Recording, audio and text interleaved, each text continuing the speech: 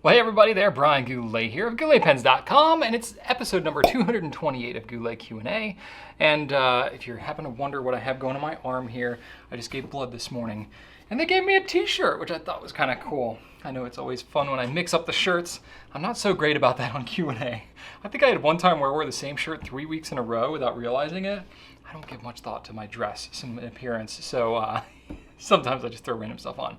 Anyway, so donated blood today, so I'm not at the point yet where I can take off my bandage. So if I happen to be a little bit loopy today, maybe that's why. At least I can blame it on that. But anyway, so this week is a special week because we have a special visitor coming to see us, Mr. John Lane from Pilot USA. Had him on a couple of videos before. I'm recording this on Tuesday, actually, because he's visiting on Wednesday, and then we're going to be recording a video showing the new 100th anniversary Pilot stuff that we have going on, one of which is the Seven Gods set, which I actually have right here. So I'm going to tease you terribly because I'm not going to show you the actual set today. So for context, this is a 7-pen set that comes in this massive box that you see here. And I really dig the color too. But I'm not going to show it to you today because I'm going to shoot an unboxing video with Mr. John Lane himself, who's been with Pilot USA for about 30 years, and he's going to go into full detail about all the pens and everything. I did sneak a peek inside there, and it looks unbelievable. Unbelievable. I want so badly to show you right now, but that would be like half the video, because when I opened it up before, it took me like 10 minutes to unwrap the whole thing. It is an entire experience, and you're gonna get to see that soon as Andy cuts it together. So get pumped for that. I just wanted to tease it because honestly the box is huge and I wanna keep it like where I can see it because it is a $48,000 pen set. Most expensive pen set by far that we have ever had in this building. So pretty nervous, but also kind of pumped about that. So anyway, it's gonna be quite an experience even just to see, and it is out of just about everyone's price range, but it's a pretty rad set, so I'm pumped to show you that. Some new products that we have, the Pelican M205 in olivine. Finally got that in this week. Heard about it a little while ago, and you know, it's always nice to get a new Pelican. Kind of a cool box. The packaging is really, really nice with Pelican. They do a great job with the presentation. It's inside this little, you know, nice little wrapped case with the bow. You undo the bow, and then I'll show you what it looks like. If you're familiar with any of the M200 series, it's not going to be a wild departure from that. If you're familiar with the Amethyst or the Aquamarine, it's going to be similar to that. So here is, let me take this off for you. They do have a bunch of little dangles. There we go. Ta-da! So here is the olivine. So it's a nice dark green, not as yellow as probably I was expecting, which I actually kind of like. I would consider almost more like an emerald, which I think is rather pleasant. I know greens get really, really to a place where some people are getting very particular about the types of greens they like. So they're steel nibs, piston filling pen. The nib units are actually removable and swappable between the 200 and 400 series, so that's kind of nice, easy for cleaning and maintenance and stuff. The build quality on these Pelicans is really good, so if you are a fan of the brand and you like this green, it's a kind of a no-brainer for you, so you can check that one out. Several nib sizes, and we have them available for you this week. What else have we got? We have a new ink brand this week, which we announced a while ago, and we finally got it in. It's called 3 Oysters. Comes out of South Korea. And the packaging is really nice. The bottles, the presentation is really good. The colors, nice mix of colors. It's a real solid color range, you know, up into the dozens of different options for you. So here's the bottle. The main bottles they have a couple different series going on. The main bottle is 38 milliliters, which is an interesting kind of thing. And they have like a notch in the back of the bottle so that, let's see if you can see that. So when you're filling normally it's fine, but when you need to get more towards the bottom of the bottle, you can actually tilt it back onto that notch, and you can, you know, as long as you're not getting too wild knocking it over or anything, you can get your pen in there and kind of get more out of the bottom of the bottle, which is kind of neat. So I thought it was kind of aesthetically, it's a very pleasing presentation. and nice color options. The flow is good. There's no radical properties with this ink. It's just an all-around kind of nice performing ink, sort of like the Pilot Iroshizuku, like no waterproof properties, nothing like that. You'll get some good shaders and things like that, but nothing extreme, no shimmer or anything that. And then they have a couple of colors that are in smaller bottles too, 18 ml bottles, which look, you know, sort of similar to the Iroshizuku smaller bottles. It's not exactly the same, but sort of like that size if you're familiar with those. So still very nice presentation, nice ink. So it's always nice to expand our ink line, especially with a relatively new brand. So that's really kind of cool. What else have we got? The Visconti Rembrandt is going to be coming back in purple. It's come and gone a couple different times. I think they found a few of them. They're not making them anymore, but they found a few that we're going to get our hands on. So it's a low quantity offering that we're going to have, but we will have a few of those back in soon. So if you happen to miss out on that one previously, you can be excited about that one coming back for a limited time. Some stuff that's going to be coming soon. There's a lot of it. I'm not going to mention every single thing, but just the stuff that I think is impending in the next couple of weeks. The Pilot anniversary, 100th anniversary set, as well as the Emperor and the Yukari and other things that are going to be available there are going to be coming relatively soon in the next couple of weeks. The Pilot Explorer is something that's going to be forthcoming as well. John's bringing those here, so I'm going to get to see it in person. The Piniter is coming out with a couple different things. There's a Piniter Arco, which the material looks really good. I got to see it in Italy, and we had it here. We photographed it and stuff. It looks really, really nice. Good stuff there coming from Dante. Also, we're going to have the Piniter Snorkel Filler and the Pen Filler. So those I'm really pumped for because I think they're going to be really well received in the whole pen community, not just as a Piniter product, but just as an everyone who has a pen can benefit from these things kind of product, which is always cool. Pelikan M800 Stone Garden looks really, really good. I haven't seen it in person yet, but it should be coming relatively soon. Conklin Duragraph and Turquoise. Technically, I think it's still Duraflex because it's going to be in a flex option. We're getting some non-flex nibs though on it, but either way, it's like the Duragraph style. In Turquoise, that's going to be an exclusive that we'll have, so I'm pumped for that. The Visconti Mirage is on the horizon. The Lamy gift set. So we're going to have a couple different Lamy gift sets for you. They're going to be forthcoming. We're kind of prepping up, gearing up in for the holidays, and so getting some gift sets, some other special things are going to be starting to coming in. Diplomat Aero in violet, and also we're getting the Aero in blue and some 14 karat gold nibs. We might have the option to do 14 karat in violet. I'm not sure. I don't know if we have those on order yet, but if you're interested, let us know and we can pursue that. Also, the Aurora Optima 365 in Oliva, like an olive color. We're going to have some Franklin Christoph pen cases, leather pen cases coming out, and lots more. I kind of warned you a few weeks ago, things are going to start to get crazy once October rolls around, and we're starting to get there. So be ready. There's going to be lots of really, really cool and interesting things. We've been working on all kinds of exclusives and things like that, more so than I think we've ever had before for this coming holiday season. So really now through the end of 2018, it's going to be, you know, you're going to be joyous and your wallet's going to be crying because we're going to have so much really cool stuff coming out. I'm very excited. So anyway, let's get into the questions for this week, shall we? First one I have is from J. Francis Imagery on Instagram.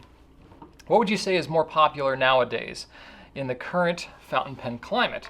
A classic black cigar-shaped understated pen, or one that makes a louder design statement?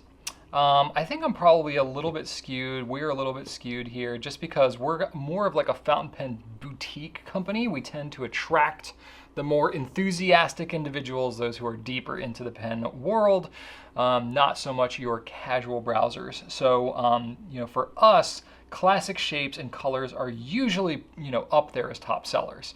If you take all of the like classic designs and stuff, they're usually going to be at or near the top in terms of its most popular of all the colors that might be available for a certain pen.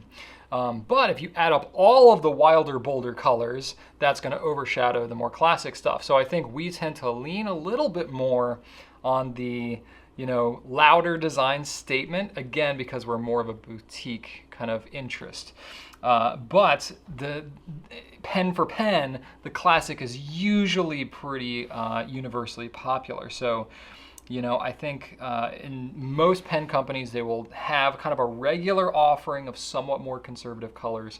And then the trend, it seems, in the last 5 to 8 years has been, let's come out with, you know, fairly conventional blues, blacks, you know, reds, browns, those types of things, maybe dark purple, something like that, in kind of a regular offering. And then we will come out with some wilder, bolder stuff in like a special edition or maybe a limited edition. Limited edition might be more themed and stuff like that, but a special edition, they can branch outside of their comfort zone a little bit more.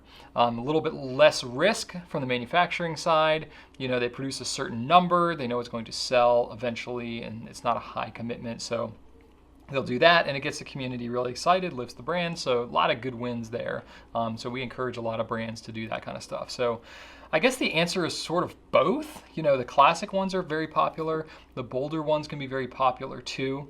I think a lot depends on the brand and the price point, kind of what the offering is in general. But I think in general, the brand, the industry, the fountain pen community has leaned a little more towards contemporary recently, but people still love the classic stuff. Next question is from Logan Varney on Instagram. More tips and tricks on how to fill from an ink sample, because it can be hard in aerometric fillers and mechanisms like on the TWSBI GO. All right, I wanted to specifically take this question because we've gotten some questions about filling an ink sample, you know, using an ink sample to fill a TWSBI GO. TWSBI GO, very popular pen, relatively new as of this point from TWSBI. And it's not an aerometric filler, it's a piston filler. It's a push piston that has a spring on it, and it's representative of a few different types of pens out there. So I'm going to show you the Go specifically as my example, but I want you to understand the main principle of what's going on here, because that's going to be important not just for this pen, but for other types who are in a similar situation. So what happens with the TWSBI GO? And other pens do this too, the Visconti Homo sapiens, for example. You'll go to fill it. It's a 2 milliliter sample. I have this one right at about 2 mil. And I've put it in here, but there's a collar right here where the cap meets the body that is just enough to stop it from being able to go all the way to the bottom of the ink sample vial. And the way that this pen works, just like most pens, not all but most, is the filler hole is actually right up here. It fills right at the base of the feed where it meets the grip, right in there. And what happens when you go to put it into the vial, if you just have it straight up and down, there's a little bit of a gap, just a little bit. So that if I was to, I'm going to try to do this without dumping ink all over my computer. If I push down, you're going to see there that I'm not actually filling anything. Because what's happening is there's an air gap right here. I'm going to get maybe a drop or two, but there's an air gap, so I cannot actually get the ink to make contact with the suction of the action that's happening when I'm using the piston. There is a hack that's not very difficult at all, but some people are just not aware of it, especially because the Go is a relatively low price pen. It's something that most people who are using it for the first time might be using samples because you don't have to buy a whole bottle, might be new to the hobby, so this could be really helpful to you. Really, the answer is very simple. All you got to do is tilt the vial. So you take it so that your feed is facing down when you tilt it, so that as you tilt it, that surface area of the ink spreads out a little bit and can make contact with that, you know, kind of filling area, if you will. And then I'll go really slow with this particular pen. It's harder with something like a Homo sapiens. It's a vacuum filler because you have a little less control. But here, I'll see how close I can get in there. So here, I'm going to push it down. You can see there I got a few air bubbles. So I'm going to push it down, wait till it focuses. And then I'm going to very, very slowly let it go and let it fill up. And you can tilt it a little bit steeper as you are draining ink out of the vial. And then when I let it go, I mean there's a tiny little air bubble here at the top, but that's no more than if I'd filled it from a full bottle of ink. And I basically have a full TWSBI GO here. So just by tilting it, that's it, I was able to completely fill my TWSBI GO from an ink sample vial. So just that tip alone, I think, will really change a lot of people's perspective about the Go and how it fills from a sample vial. So I could stop right now and say, I've answered your question, but I have one more trick I want to show you, something that I announced a while ago. I did a video on this like 5 or 6 years ago. I don't even remember where. Just want my paper towel, sorry. And it is the ink syringe filling method. So I want to teach this to you because I think it's also really cool and can be helpful with certain types of pens. So I have an ink syringe here, which is a blunt tip syringe, so it won't hurt anybody. I mean, you could hurt somebody, but it's it's not the same as like a diabetic needle or something like that. So it's kind of made specifically for filling pens in this kind of situation. I can suck up the entire ink vial up into this. And then with this, leaving the nib and everything in place, I can actually fill directly into the pen like this. Now, it won't work so great if I just fill without doing the mechanism, because it'll just kind of sit in there. So it takes a little bit of coordination, but if I am to depress the spring, and then as I let the spring go, I can just push down on the top of the syringe, and it will drop ink down into it. And it's basically sucking ink into, ooh, I got a little ink on my fingers. So you gotta coordinate it a little bit. Oh gosh, making a mess. So, with a little bit of effort, you probably use a paper towel in a better way than I did here to help catch it, but it can be done. Now you see why fountain pen people walk around with ink all over their fingers, right? So not as much my preferred method. I'd actually never tried this before with the TWSBI GO. I would need to practice it a couple of times to make sure that I get it down. But that is another way that it can be done. It's almost full here, except for what I spilled all over my fingers. So I'm gonna squeeze that back in here. That is an alternate method, which is clearly way worse, and you should just do the first one and not get ink all over your fingers. But that is how it's done. So a couple of different options for you, not just for the Go, but you can use kind of those same principles for anything else. Just about every pen has that place where it fills, right back there where the feed meets the grip section. Cool? Hopefully that helps you out. Next is studioapilatessa on Instagram. I have a few beautiful fountain pens from the Goulet Pen Company and a few that were given to me as gifts. I want to learn to fill them and clean them. However, I'm hesitant to teach myself through YouTube videos because I don't want to damage them. I would prefer to learn from someone in person. I've researched but haven't yet found anyone in my area who can teach me. Do you have any recommendations? Well, you know, I'm a little bit biased because I didn't know anyone who was into fountain pens. And back when I got into it 9+ years ago, I really didn't even have access to YouTube videos with pen stuff. So there were like forums and stuff where people would type it out, but there was just very, very basic education around the time that I was getting into it on the internet, especially for beginners. You know, there were like enthusiast groups of like hardcore pen people that were into it, but there was just not a lot of people that were, hey, if you're interested in fountain pens, here's the very basics. This is how you fill it. This is how a pen works. That stuff was not very put together at that time, hence why I was inspired to put a lot of that together with the Fountain Pen 101 and all that kind of stuff. So I understand the hesitation because I was there. I was scared to try new stuff because I didn't know what I was doing. I really just had no choice. So it was either I got over that and just did it, or I just never used my pens. And that wasn't really an option for me to not use the pens because I needed to learn how to use them. So really I just got into it. I learned what I could and then I just tried. And honestly, that's the advice that I have for you. If you're looking and you don't have anybody, you know, you might be able to reach out and, you know, there's definitely, I don't know where you are, but there's definitely fountain pen people around.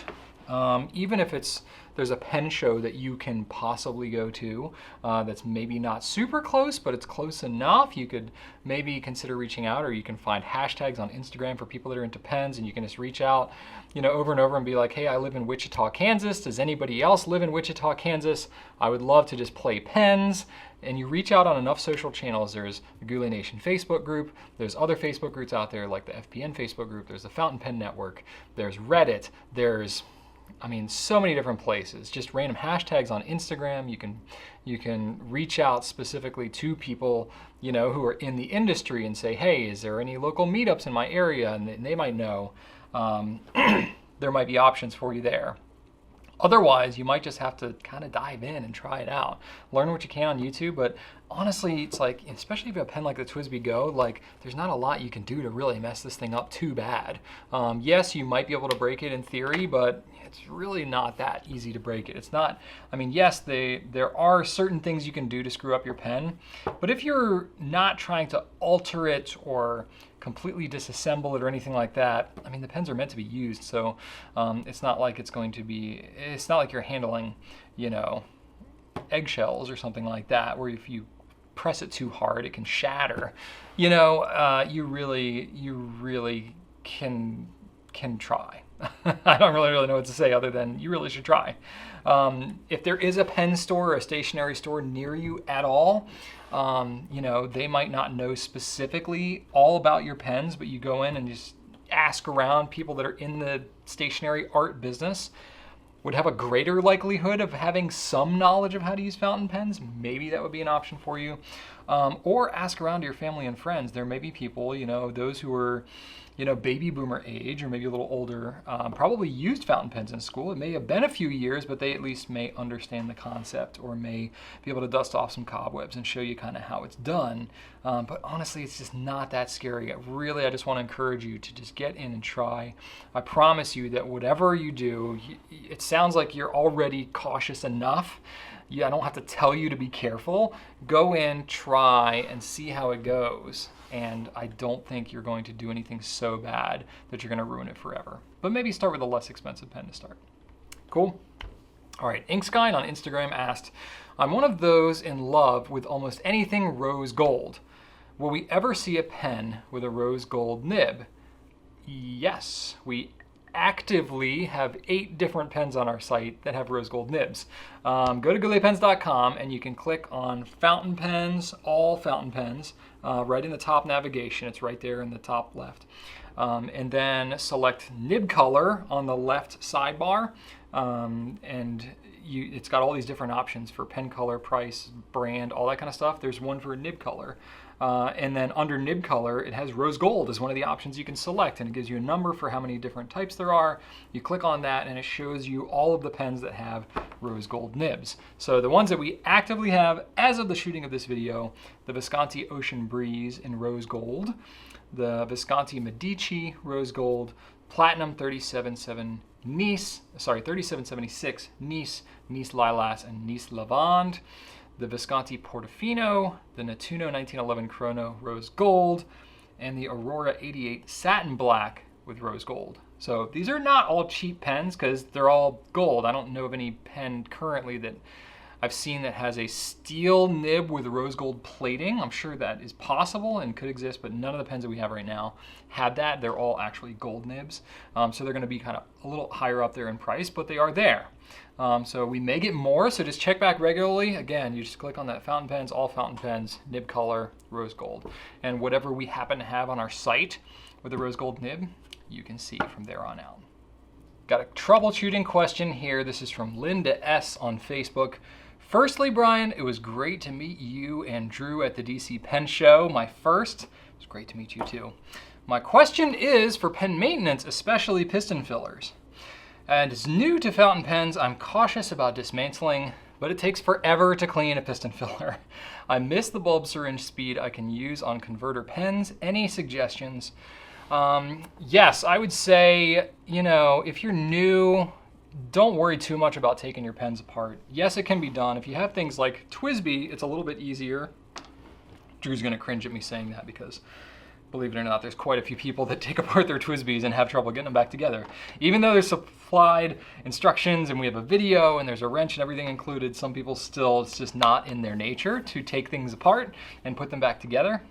People are usually pretty good about taking it apart. It's putting it back together that usually trips people up. So I would say if you know for yourself, if you're one of those people that has a hard time putting something back together, or like you have to assemble like a kid's toy for Christmas and it's like your worst nightmare, maybe don't dive in first into disassembling your piston pens to try to get them cleaner. Me personally, I'm a very tactile person, and I would naturally take things apart just to see how they worked.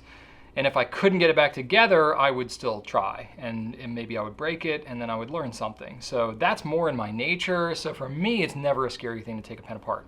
I'll yank nibs out. I'll do all kinds of crazy stuff. Half the time when my team has something and they're like, oh, I don't know about this thing, and I'm like, let me try. I'm like, at least if I break it, I'm the owner, and I can I can pay for it, so I'll break and twist and do things to learn. I'm like, yank, and half the time it's like a nib that needs to be pulled. I'm like, oh yeah, just friction fit, you just pull it out. It's tough, but worst case, you screw it up and you're out a couple $100, right? So anyway, when it comes to where was I really went on a tangent there. So yeah, you really don't have to take things apart. My best suggestion really is more of just a super practical one.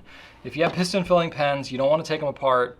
I don't really have a good hack for you for how to clean them out other than flush the piston over and over and over again. So really, it's just, if you're new to fountain pens, piston pens are usually a little more expensive anyway. TWSBI is kind of like one of the exceptions. TWSBI's and Noodlers is kind of like the one exception to inexpensive piston pens. They usually tend to be a little more expensive because of the engineering and stuff behind them. So just don't use piston pens with a lot of different ink colors. Just a very practical sense. Try to stick with consistent color families. You can clean it out like 90%. If you're going from a dark blue to a slightly less dark blue, it's really okay if you don't completely scrub the inside of the thing. If you're going from like a shimmering dark purple ink and you're trying to change it to a yellow, maybe don't use that particular pen that needs to be completely disassembled, because that's just not practical. So that's kind of what I would lean to do. Is piston filling pens really were designed to hold larger volumes of ink. They were designed to have built-in mechanisms so that they would be longer lasting than a cartridge converter.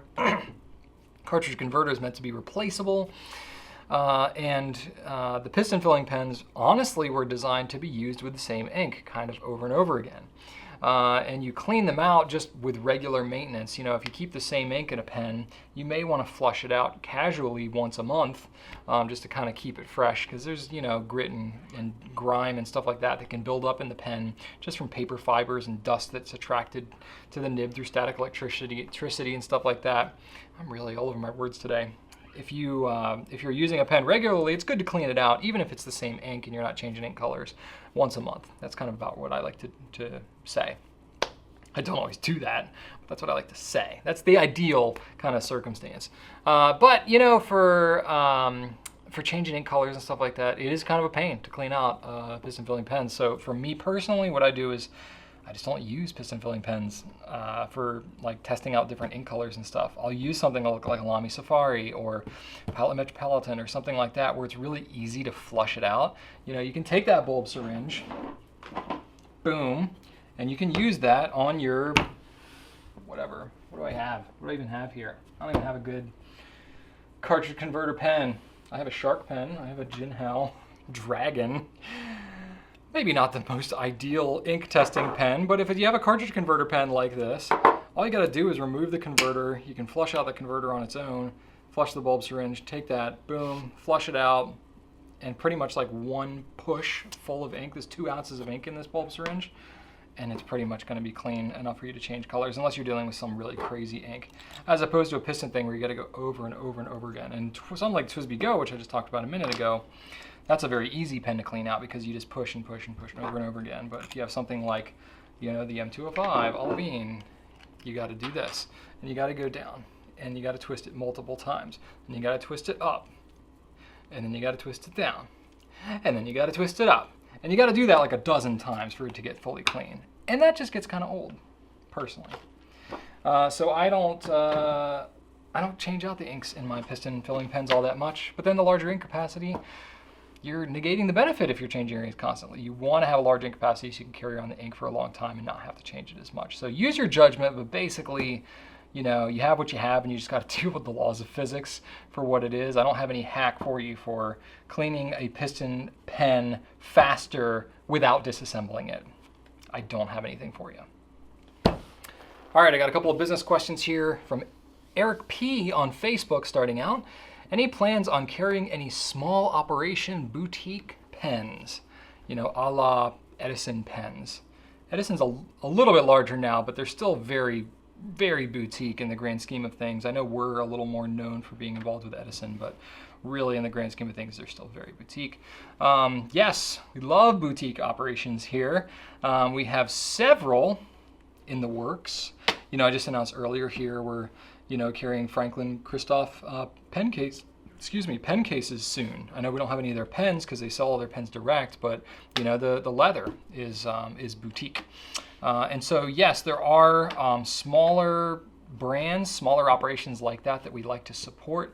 The challenge with that is we're a retailer, one among tens of thousands, if not hundreds of thousands in the world that could potentially be interested in carrying a fountain pen related product. So really, unless we have a super special relationship with a small, you know, pen operation where we buy direct from them and they have very limited distribution, most small operations are not scaled enough to be able to supply any retailer, you know, with a consistent amount of fountain pen product. So let alone being able to like kind of be known throughout the world for being a full-on pen brand. You know, I'd say to give you some idea, you know, I'm very passionate about small boutique kind of companies. I have no less than, I mean, I have an Excel document. I haven't checked it in the last couple of weeks, and I have a few to add in there, but I have around 30 or 40 different small companies or individuals that I'm kind of actively talking to. Now, the majority of them are not at the size or the scale or the practical place to be able to, you know, sell anything through retail distribution. You know, we offer a service as a retailer for customer service, marketing, you know, you name it. But it's not for everybody at all sizes. You have to be kind of at a certain place. I think that's one kind of thing that happens is somebody gets an idea, they want to make a pen, they've made 20 pens and they're like, I want to sell it through a retailer. I did the exact same thing. Back when I was in my garage, I had actually been talking with another pen retailer who's actually now still in the ecosphere, in the pen ecosphere. Somebody that I've been talking to about selling my handmade pens 10 years ago.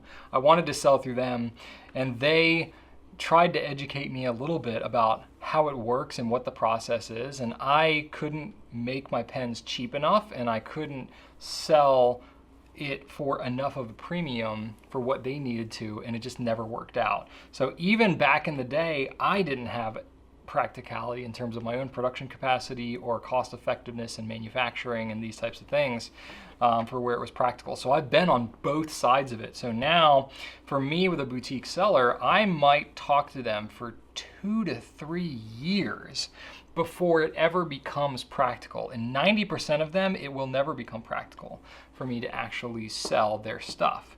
But I can coach and advise and just give them some perspective and some idea of what's going on in the industry and how they can distinguish themselves and that type of thing. I've got a kind of a heart for that just personally. We don't have like a formal service for doing that here at Goulet, so it's very hit or miss as to whether you can, you know, get any type of responsiveness from me on that, but I do have kind of a passion for it. And so, you know, yes, we are going to try to offer that stuff when we can, when it's practical for those manufacturers that are wanting to grow, have the ability, and have reached kind of a certain point where it's practical to do so. But it's never quite as straightforward as it seems, especially with these days, with the way things goes on the internet. Your perception of a company which could be one individual part-time, you'd be surprised how many people are making pens or are in the fountain pen business, making notebooks, whatever it might be, ink even, who are not even doing it full-time. It's a side hustle for them.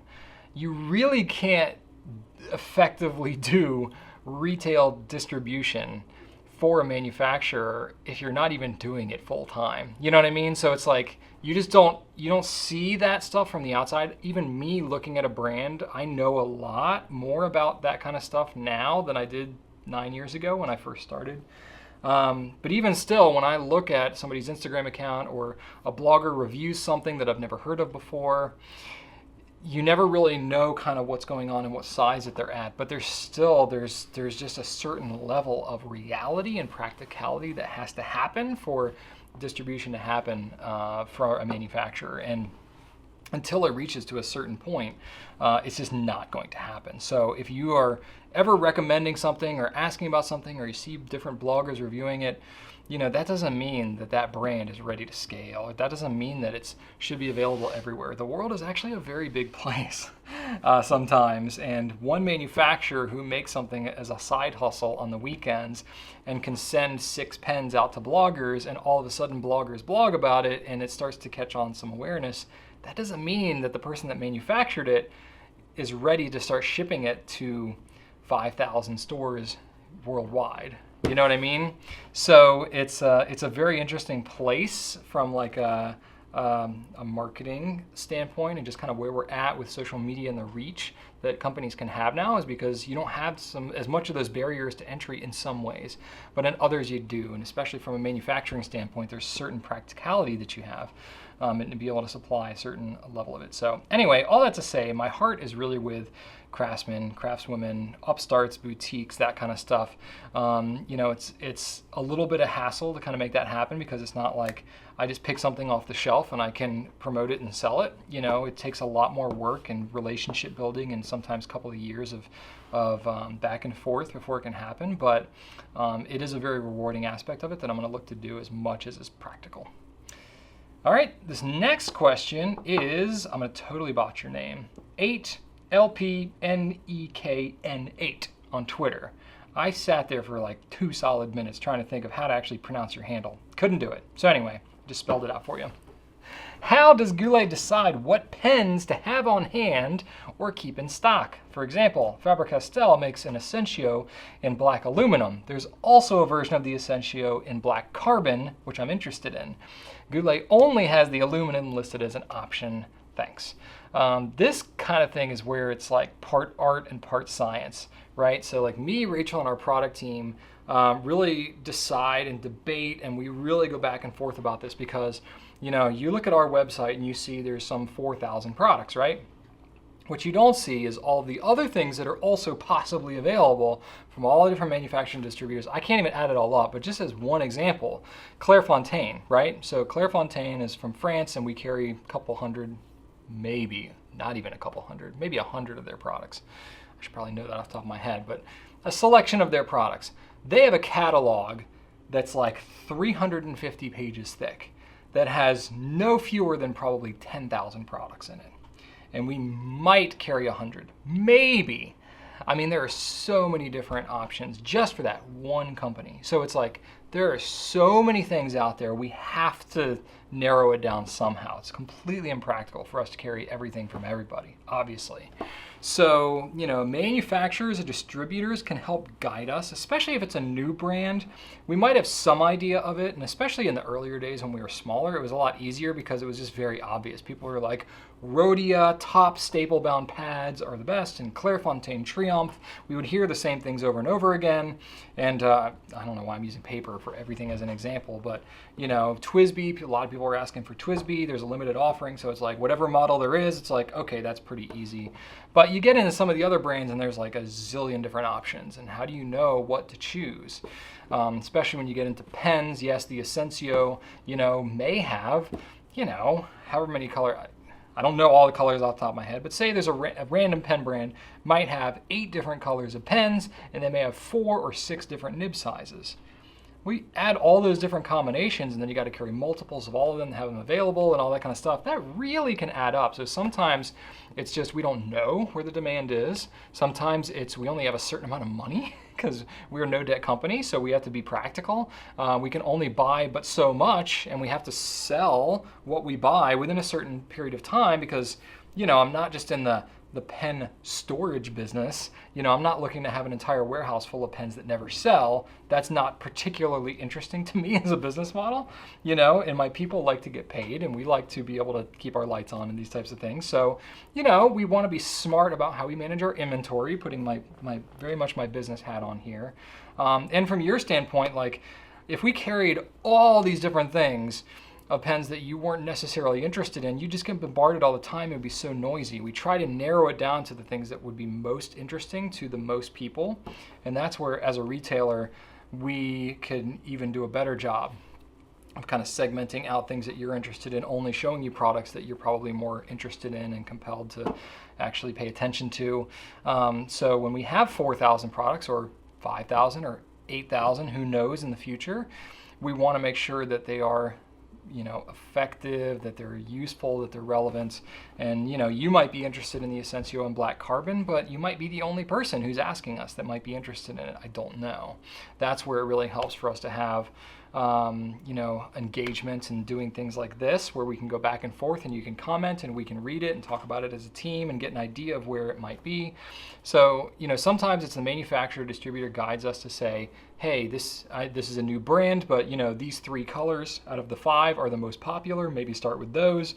So we say, okay. Or we say, yeah, that might be your 3 most popular, but we know that people really are asking for this other one. So we're going to not carry that 3rd one, and we're going to carry this other one because we think we'll do better with it. So we use our own gut and our own instinct. We might have feedback from you all, it's particularly like ink colors and stuff like that, and Robert Oster and these types of things. It's like, we don't know. It's like there's so many colors out there, but if we see on social media a bunch of people are buzzing about a certain color or whatever, it's like, okay, let's try that one. There seems to be interest around that. So there's a lot of different ways that can feed into that decision. But your feedback means a lot, so my team is always kind of looking out for that. We talk about it a lot as a team, and we really just kind of mash all that together into kind of a final decision. And then once that happens, usually for us, especially if it's something new that's come out, ink is relatively straightforward. We'll usually pick up, if it's a new line of ink like 3 Oysters, we'll usually pick up the whole line, see kind of what sells. If there's a couple of colors that are just absolute dogs and a certain period of time goes by that we predetermine and then they haven't sold at all, we might drop a few of those colors that no one is interested in. It used to be that we just carried absolutely everything in the way of ink and paper and stuff as much as we could, but what happened was we had so much stuff that was just sitting there. It was cluttering up the website. The stuff, it doesn't have an expiration date on it, but I don't want ink to sit on the shelf for several years before you would even buy it. I want to be turning that stuff over, keeping it fresh for you. So we try to keep pretty tight, turn rate and stuff like that on the products that we sell.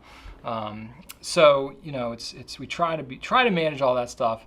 Again, it's very much art and science together, but it's no one specific formula. It's through a lot of trial and error. It's very specific to our business and the way we do it, with a heavy dose of data, a heavy dose of gathering input from the community, and having a heavy dose of just our gut and our instinct in terms of all of us who've been in this business for a while. Okay. Last question that I have for this week is a personal question from Robin T on Facebook. What do you say to somebody who says, oh, I could never write with a fountain pen? I don't know if I've ever had anybody specifically that said to me this exact phrase, I could never write with a fountain pen. But I can certainly see where that scenario would happen. It's possible somebody said it to me. My instinct for something like this, or whenever I sense any resistance, I've been through this myself. I understand the intimidation factor, and I see it so many times with family members and friends and just general people that I run into. When I start talking about fountain pens, there's this almost sense of bewilderment and misunderstanding and intimidation and all that kind of stuff. Lots of 10-cent words there, $10 words, whatever the phrase is. Very fancy words that you can throw in there that just kind of point to the fact that somebody who doesn't know anything about fountain pens, there's a natural resistance there.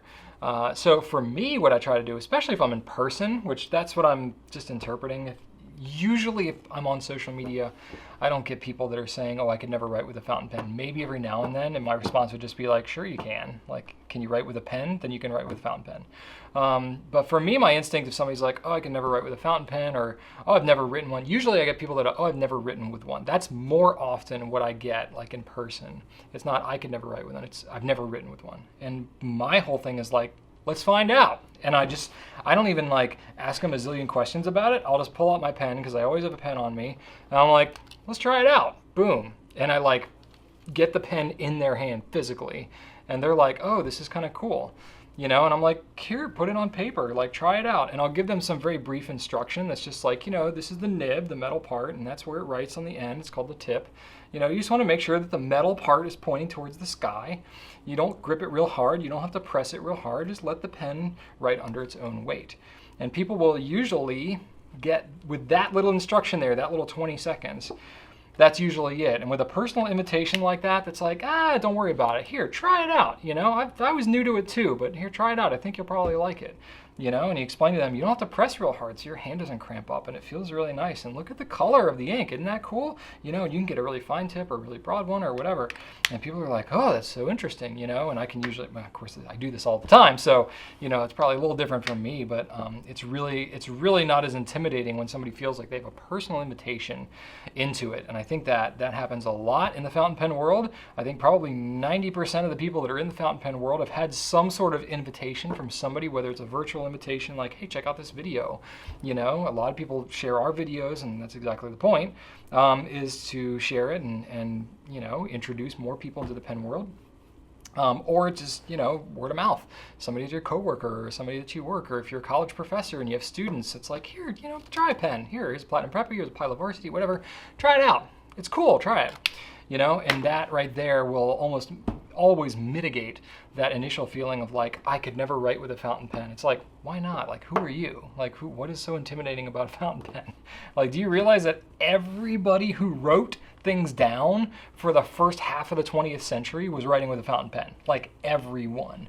You know, except for maybe somebody that was strict about using a typewriter, or they were really hardcore into pencils, and maybe a few people that were hanging on to the quill, you know, but pretty much everybody else is using a fountain pen. Like, everybody can use a fountain pen. It's really not as scary and intimidating as some people think. So it's all about that personal imitation. And if you're watching this video, you're probably one who is already capable of inviting somebody into that pen world. Just hand them a pen, give them some light instruction, and let them fall in love. That's what I say.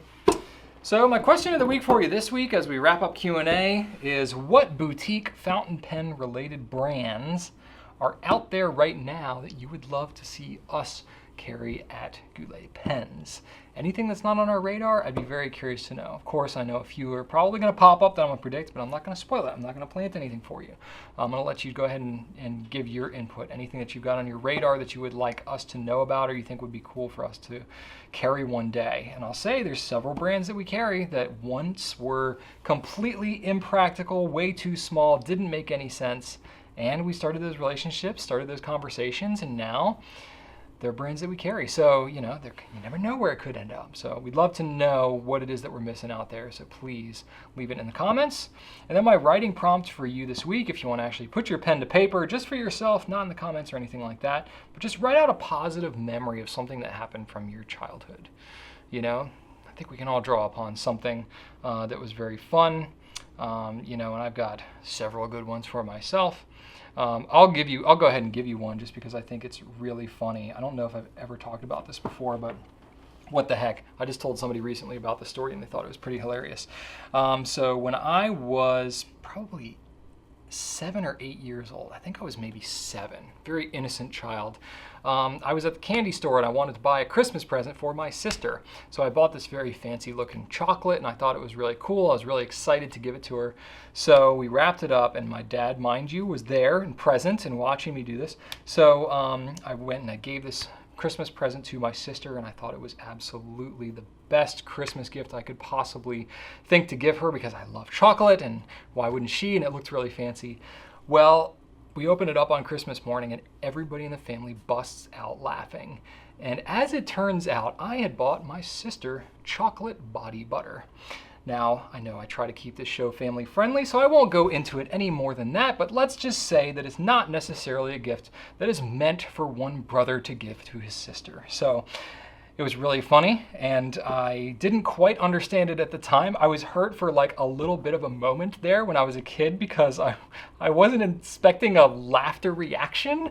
But as we got older, it became a very hilarious running joke in the family, to the point where I would then intentionally go and try to find a repeat gift in a similar fashion and give it to my sister at Christmas time. So anyway, that's a positive memory that I have from my childhood, and I hope you have some of yours that you can write down for yourself.